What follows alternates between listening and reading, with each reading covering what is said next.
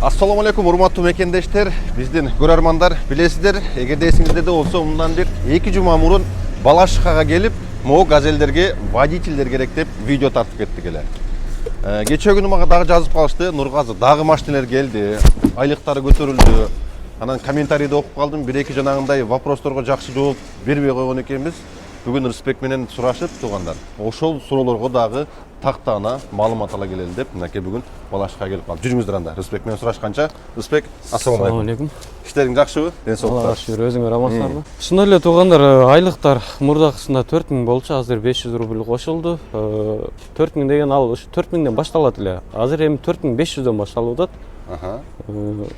4500дөн жогору карап кетет. 12 сааттан жогору иштесек анын дополнительный ценасы бар 200 рубльден.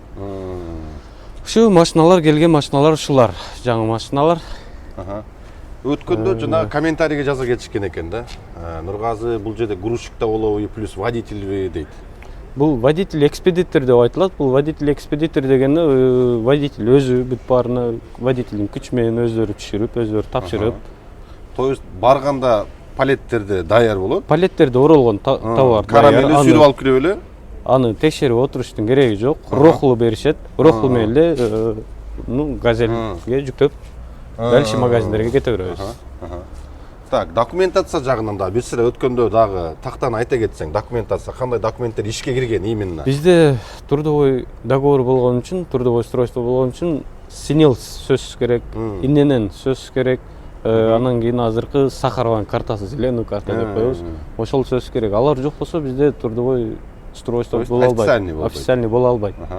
Зеленый карта жок дегени бул демек фальшивый регистрация дегени. Зеленый карта жок, аны регистрация кыла алышпайт азыр. Ошол акчалар, немелер керек, ушул документтер. Регистрация права сөз. Стажы. Стаж бизде илинип турат объявление более 1 года деп. Эгер силер келип иштейбиз, мен минип жүргөм, билем дей турган болсоңор, менин атым менен жөн эле кире бересиңер. Эгер билбей, анча түшүнбөй жаткан болсоңор, өзүм да үйрөтө алам десең, өткөн видеода айта кеткендей эле. Туугандар, стажировка боюнча стажировка төлөнөт күнүнө 2000ден, эгер иштеп калсак, ал айлыкка кошулуп берилет 2000ден күнүнө. Иштеп калса төлөнөт экен э? 2000ден. Мисалы үчүн 1 ай жүрсө деле 2000ден 2000ден жазылып берет. 60 миң кийин айлыгына кошулуп берилет. Айлыгына кошулуп жазылып берилет.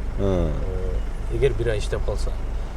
Иштеп чыгып өз самостоятельно иштей баштагандан кийин дагы эле түшүнбөй эме болуп атса, мен ошол адам менен дагы бир сыйра чыгып көрсөткөн даярмын. Ал ишменеси кадимкидей өзүнө эле жагылуу. Как положено, 4,5 миңден. 4,5 миң же 5 миң, 5,5 миң. Смотря кандай иштегенде жараша. Дагы бир суранан жана газелдер өтө көп бузулат деп калды. Сен өткөндө айттың, бүт газелдер почти жаңы дедиң, э? Бүт басел 2022ден башталат. Жогору экен, э? Булар мындай да 2022, 23, 24 аркыл водитель минген. Эми ар бир водитель ар кандай минеткен ошого состояниясына карайт. Водитель өзү отургандан кийин, водитель өзү билет машина кандай экенин отурганда эле. Караштырып, чувствовать этиш керек. Мына жери бузук деп турган болсо, мына бизде ремзона. Ондой турган жери бар, алып кирет, онду беришет. Видеонун аягында дагы көргөзө кетебиз туугандар. Бул жерде газелдерди билсеңиздер, эч ким чукулап нар жак бер жагын оңдобойт. Оңдой турган жери лампочкаларын карап жүрүш керек. Баллондордун желдери барбы, ошону карап жүрүш керек. И мотору майын, сөз. А так, мындай тяжелый бир жери турган болсо, могу жерде сервиси бар экен туугандар, ал жактын дагы ичин көргөзө кетебиз. Андыктан кыжалат болбогула, эгерде бузулуп калып, маркы берки болуп калып, көчөдө калсак, анан өзүбүз оңдойбузбу же өзүбүз неме кылабызбы депчи. А так, машиналар бүт баардыгы эле жылы жаңы экен, эми айдаган адамга да карайт туугандар, ачыгын айтканда элечи. Так, дагы эмнелерин кошумча айта кетесиң, Рыспек? Кошумча калганын ушу зона кылып сураса бардыгын айтып берем. Маршруттар боюнча силер кайсыл жерде жашайбыз дей турган болсоңор, ошол жакка подбирать этип, менеджерлер ошол жашаган жериңерге жакын маршруттарды түзүп беришет. То есть бир эле Балашыкка эмес, Москва боюнча үйүнө жакын жерлерге дагы ишке орноштура бересиң. Биздин Балашыкка бул офисибиз, ремонт кыла турган жерибиз, центральный жери ушул жер. Машинаны ала турган жери ушул жер. Бул жерден погрузка эмес бул жерде.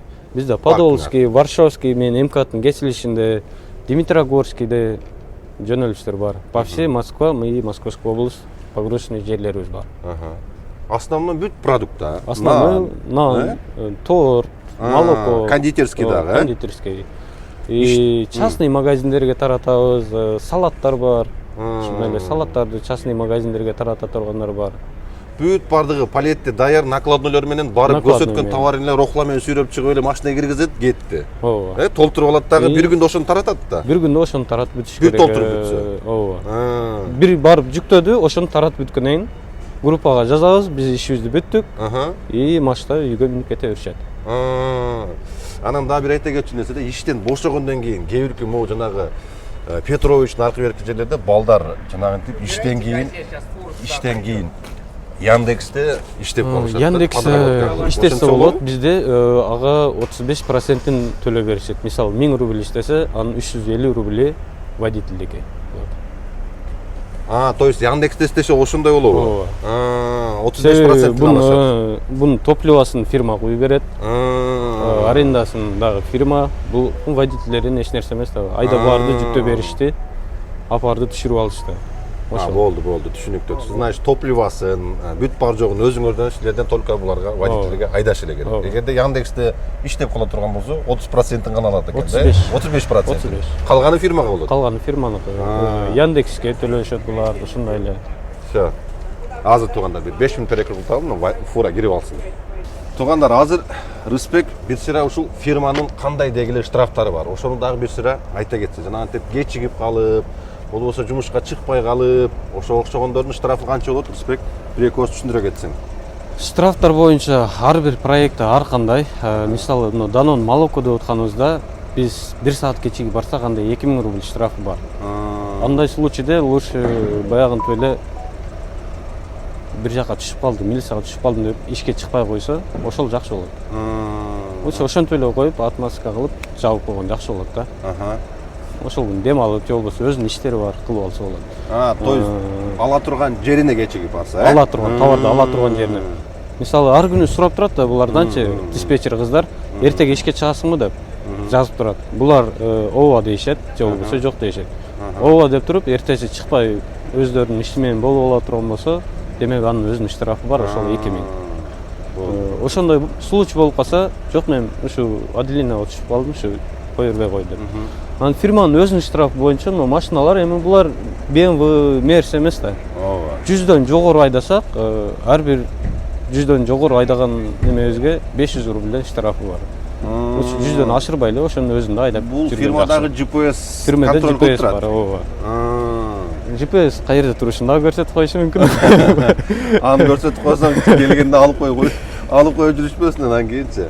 Эми нерселер бар. Ар бир нерсенин өзүнүн жана коопсуздугун сактаган жакшы да туугандар. Булар грузовой машина, көп жанагынтип катуу айдап неме кылса, булар тем более продуктта жанагындай кондитерский торт-морттор ташса эми катуу айдаса жанагы бүт жанагынтип жаман болуп калган продуктаны силерге мойнуңарга жүктөп коюшу мүмкүн да, туурабы?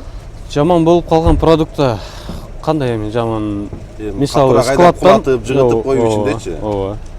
Андай случайда эми биринчи ай иштей баштаганда аны фирма өзү колдоп эч нерсе билбейт. Андан кийин уже айлыкка чыгып, наркы берки болуп калгандан кийин уже түшүнөт да водитель не болушунчу, уже опыт ашат. Андан кийин уже водитель келе баштайт. Руслан деген байке дагы бизде көптөн бери иштейт. Ундан дагы бир сыйра комментарий алсак болот. Мынакей туугандар, бүт бардыгын эле түшүндүрүп айттык го дейм. Газелдерди көрдүңүздөр, бүт информацияларды бердик. Азыр бул жагында сервиси бар экен. Сервисин да ичин бир сыра көргөзө кетели. Туугандар, эгерде бул жерде жанагы машинени айдап кеткенден кийин канча саатта бүтсө, мисалы үчүн айдап кете берет дедиң, күнү, Ооба. Мисалы үчүн 5-6 саатта бүтсө, 5-6 саатка минималный суммасы 4,5 миңден неме болот экен, Минималный 4,5 миң башталат. 4,5 экен. Анан кийин жанагынтип Яндексте же болбосо башка жакта бул жака билдирбей жанагынтип подработка кылып наркы берки кылып жүрөбүз десеңиздер, туугандар, машинада бүт GPS бар экен, бүт баарын көрүп турат экен, каякта жүрөсүңөр, машина канча айдалып атат. Эми айтып койгон жакшы, кийин анан антип алып, иштен штраф алып жанагынтип жүрбөгүлөр. Азыр сервистин ичин бир сыра Дагы камера боюнча айтып койсок, камерадан төлөнөт го штрафтар. ПДДны мисалы фирма барып же болбосо машина өзүнөн өзү бузбайт. Айдап жүргөн водитель бузат. Аны фирма төлөйт. бул юридический болгон үчүн фирма төлөш керек. Штрафтарды. Эгер физлицо болсо, машиналар ИПшный, частный машиналар, анда берки приложениеден төлөсөң өтө берет, 50% скидкасы менен. Юрилицодо алар өтпөйт. Өзүбүз төлөп койсок, фирма аркасынан дагы төлөйт. Аны водителдер кармап калат. То есть Лучше төлөп эле, камерадан келген штрафты төлөп эле коюш керек, бирок жана приложениясы бар болсо, текшерип көрүп турат. Текшерип көрүп турсалар. Ооба. Штрафтарын фирма өзү төлөйт экен, тогонда силер төлөбөйсүңөр, бирок көрүп турсаңыздар болот экен. Анан кийин айлыгынан общий неме болгондо, айлыгынан алып калат, көрсөтүп турат бүт баарды. Жакшы экен. Жүргүл анда сервистин чимисине көргөзүп чыгалы. Мынакей тогонда. Атайын грузовой сервис газелдерди бүт баардыгын ушул жерде оңдоп, майын алмаштырып, маркверки кылып, айта кеткендей эле водительдер бул жерде только айдайт экен тогонда. Бул жерде сервисте бүт жанагындай оор бузулган жерлерин өздөрү оңдоп, баллон алмаштырыш керек болсо алмаштырып, майын алмаштырыш керек болсо майын алмаштырып, кыскасы сон кылып, машина чекчейтип жөнөтөт тогонда. Бул жака уже зимний баллондорун даярдап коюп тура. Буларда все сезонка. Кышкы, жазкы немелер кете беретін, уже алмаштырышып, даярдашып. Май сайдарын бүт ушул жерде вовремя. Жана антип тез эле болобу келгенде май сайын наркөлектерин алмаштырганда. Только келерден мурун звонок кылат, механика, мен ушундай машинам бузулуп калды, мен баратам. Болсо майын алмаштырыш керек, майын алмаштырып койгон, ал көп болсо 10 мүнөт. Түшүнүктүү. Ушундай айтканда, Рыспектин телефон номерин көргөзүп коем. Чалып, дагы кошумча маалыматтар керек болсо сурай берсиңер. Ошол звонокторго бүт баарына Рыспек отвечать этет экен. Ушундай. Мурдакысында мен өзүм Балашыкада болбой калдым. Объявление биринчи бергенибизде мен өзүм балдарга проекттерди көрсөтүп, иштерди көрсөтүп аткам. Эми бунусунда мен эгер ушул офисибизге келе турган болсоңор, мен ушул жерде болом. Ушул жерде болосуз. Көрсөтүлгөн номер да сеники. Көрсөтүлгөн номер да меники. Ушундай тогондар. Анда эмпизодо көрүшкөнчө.